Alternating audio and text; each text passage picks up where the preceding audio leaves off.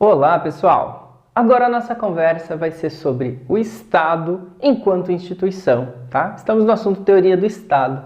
Bom, o que é o Estado? A gente fala tanto disso, né? A gente vai entender o Estado com os seguintes conceitos, com as seguintes ideias. Organização de pessoas por divisão que formam sua identidade em determinado espaço restrito. Então a gente está falando que o Estado ele se configura como uma forma de organização que divide as pessoas. Essas pessoas nesse espaço dividido vão formar a sua identidade, né? Eu falei a questão do espaço, isso acontece num território.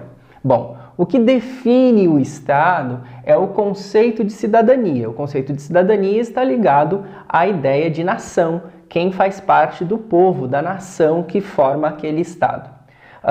Outro conceito importante que define o Estado é a forma de administração do poder. Quais são as regras que o governo daquele grupo de pessoas em um determinado espaço opera, certo? Bom, e claro, a questão do território, a gente já falou, está subjacente o tempo todo. Essa ideia de organizar pessoas por divisão leva à compreensão de que poderia ser feito de outro modo, não necessariamente através da instituição do Estado. Portanto, é importante termos com a gente de que o Estado não é a única forma de organização. O Estado ele vai ter origem lá na Grécia Antiga, quando as ideias de cooperação vão ser maiores, vão superar as ideias de competição, de coerção entre as pessoas, ok? Outro momento importante para a gente falar da origem do Estado é durante a Baixa Idade Média, onde começa a ter uma separação entre os poderes temporais e espirituais. Eu vou ter a igreja puxando para si o poder espiritual e deixando então a cargo dos primeiros príncipes o trato das questões humanas, das questões mundanas, das questões temporais. Desse modo, o Estado ele vai surgir sempre buscando tentar superar tanto os poderes locais, os proprietários de terra, por exemplo, que vão precisar se entender como submissos ao Estado, quanto os poderes supranacionais, como principal exemplo, a própria Igreja Católica. Bom, a partir daí a gente já consegue ter em mente as características fundamentais do Estado moderno, desse Estado aí que vai começar a se estabilizar no Ocidente a partir do século XIV, mais ou menos, e que vai ter as seguintes ideias que serão desenvolvidas nos séculos seguintes. Primeira ideia, centralização do mando político. Então eu preciso ter um poder central, enfim, que vai abrigar, que vai colocar sob seu guarda-chuva esses poderes locais que a gente falou e vai frear os poderes supranacionais, também mencionados como a igreja, né? A ideia da territorialidade, isso vai acontecer num espaço definido, já falamos isso algumas vezes. A ideia da impessoalidade, esse Estado ele vai se colocar então como algo que independe de quem o controla, isso já num segundo momento, né, após as revoluções burguesas. E a potencialidade, a grande busca do monopólio do uso da violência, né, lá defendido por Weber como uma das características fundamentais do Estado. A gente precisa entender agora como é que funciona a relação entre direitos e o Estado.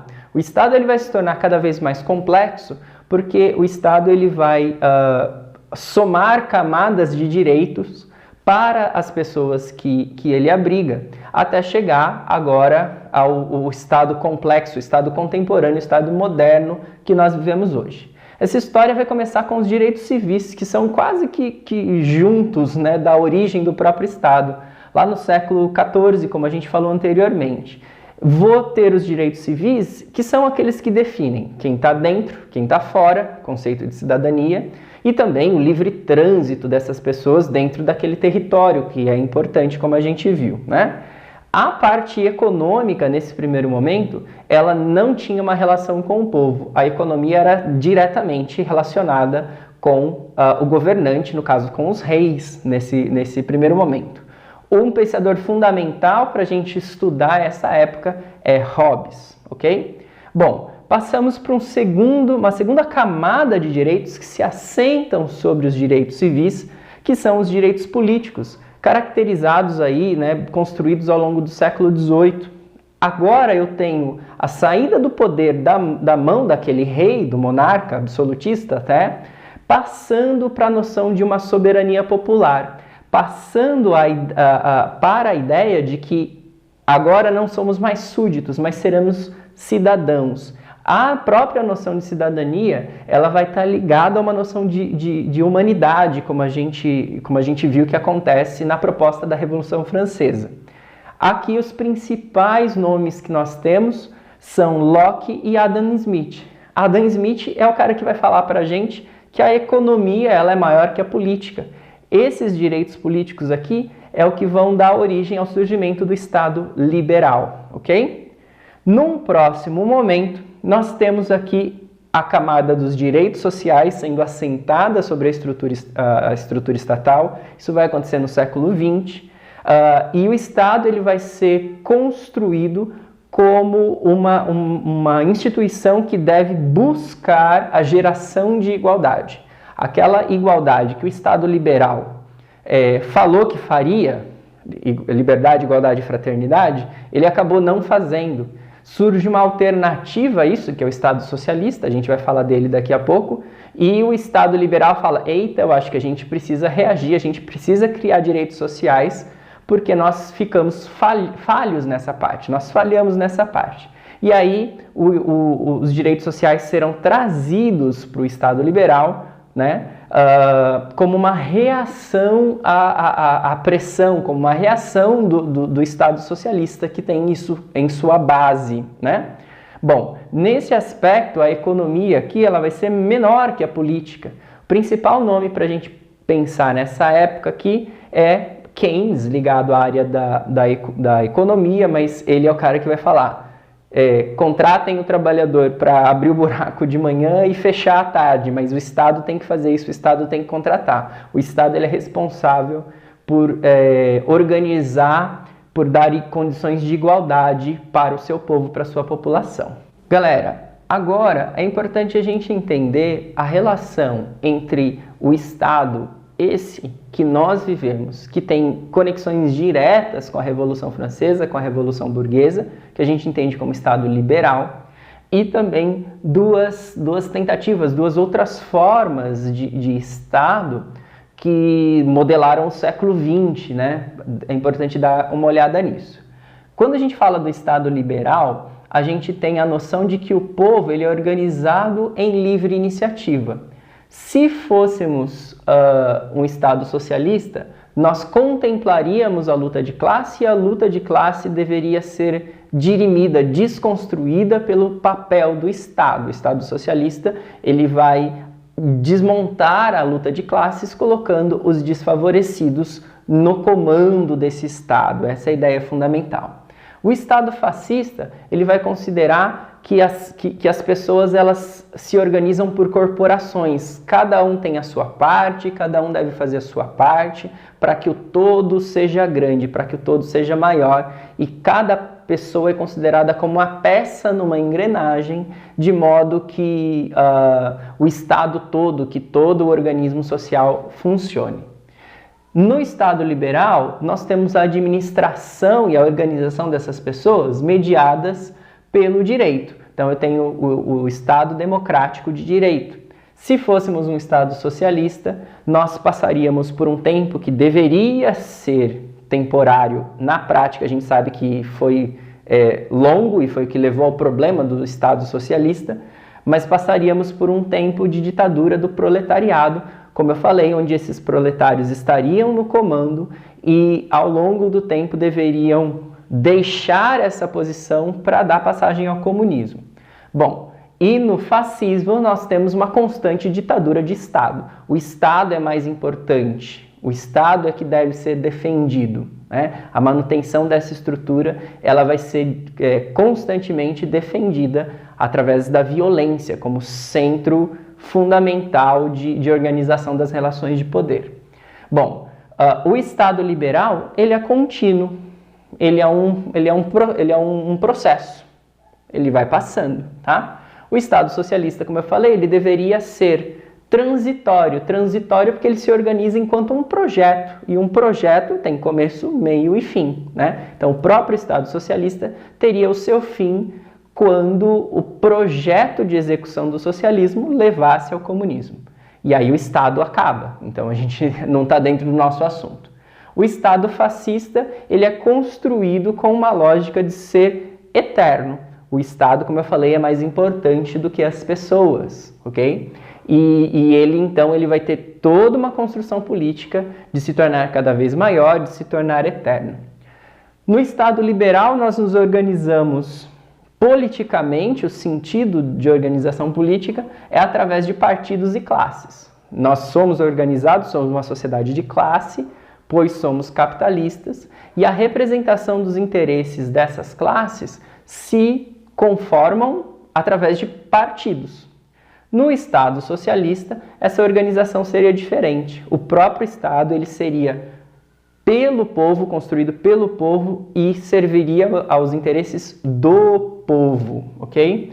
Claro que aqui eu não estou fazendo uma crítica socialista ao Estado liberal. A crítica socialista ao Estado liberal seria de que esses partidos e essas classes não são todas que têm representatividade, são somente as classes dominantes, ok? Mas estamos olhando a lógica interna de cada um deles aqui.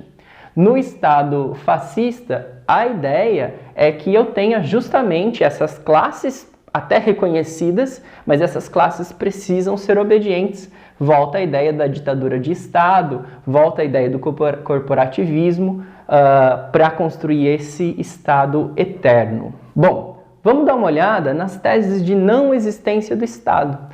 São duas ideias fundamentais, mas eu vou quebrar aqui trazendo a ideia do anarquismo, né? Mas é bastante importante nós termos pelo menos a noção do liberalismo pleno e do comunismo, como eu já adiantei, como possibilidades de não existência do Estado.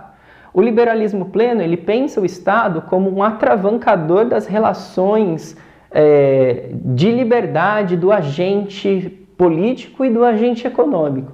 Então, se o Estado sair de cena, eu tenho a possibilidade da ação privada, eu tenho a possibilidade da ação do indivíduo como autorregulável e, portanto, possível de continuar a existência sem que haja o Estado, né? O comunismo, ele tem a ideia de supressão do Estado, de fim do Estado, quando acaba o Estado socialista, para que a sociedade se reorganize de novo em comunidades menores, por isso comunismo, e essas comunidades elas terão um sistema de decisão menor, uma democracia mais direta e resolverão as suas questões que lhes são internas. O anarquismo ele vai se colocar em diversos momentos de um modo muito próximo ao comunismo, mas ele parte, pelo menos parte da teoria anarquista, parte de uma formação individual, de uma formação microcósmica de cada um de nós, para que nós consigamos não precisar de alguém ou de uma instituição para arbitrar a nossa relação com o outro. Nós teremos que ter um respeito e um cuidado muito grande com o outro, e se isso acontecer, eu vou prescindir de uma instituição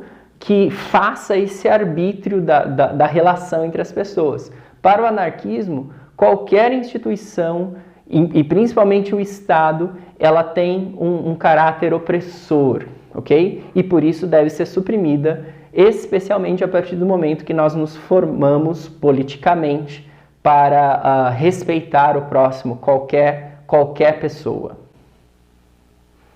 Como nós falamos aqui anteriormente, pessoas, o Estado ele tem uma relação direta com a formação da identidade. Afinal de contas, um dos modos que eu me defino e que vocês se definem é enquanto brasileiros. A identidade está diretamente relacionada com a noção do Estado.